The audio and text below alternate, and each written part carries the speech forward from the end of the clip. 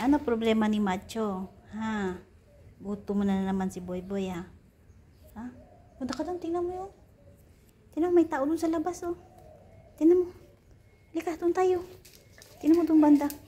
Tingnan mo, may tao doon, Boy Boy. Tulog ka na ng tulog, oh. Wala talaga. Ha? Saan si Macho pupunta? Alis tayo? Umuulan naman. Boy Boy? Where you want to go? You want to see your friend? Where's your friend?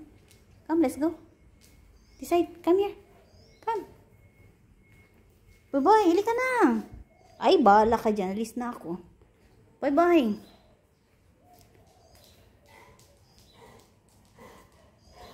Halika na. Andun yung kaibigan mo sa labas. Doon ba na? Halika. Halika. Ay, bahala ka nga. Tingnan nyo guys, umuulan. Si Macho gusto umalis. Kaso, umuulan. Saan pupunta si Macho? Nakakaintindi ng Tagalog yan guys. Oh. Di nga tayo makakaalis kasi nga umuulan.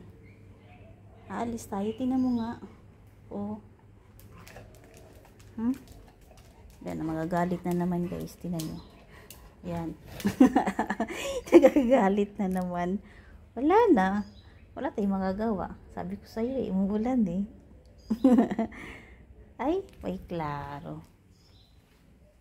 Guys, umuulan guys. Ayan, dito muna tayo.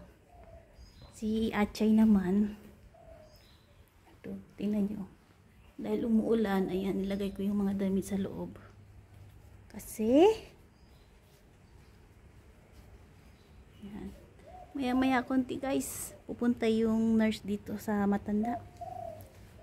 Wala na, namamaga na yung kamay ng matanda. Bale, hinihintay na lang talaga kung kailan. Ayan, ganyan talaga ang buhay. Hindi natin alam kung ano ngayon, bukas. Kundi yung Panginoon lang yung nakakaalam. Yung takbo ng buhay natin. So, ganun lang guys. Maraming salamat. Wala si Achay, tulog si Achay sa loob. So, ganito lang guys. Maraming salamat sa panonood. At finally, nagkakaroon na naman tayo ng konting video para sa ating content. So, ganun lang guys. Maraming salamat sa suporta and God bless everyone. Bye-bye.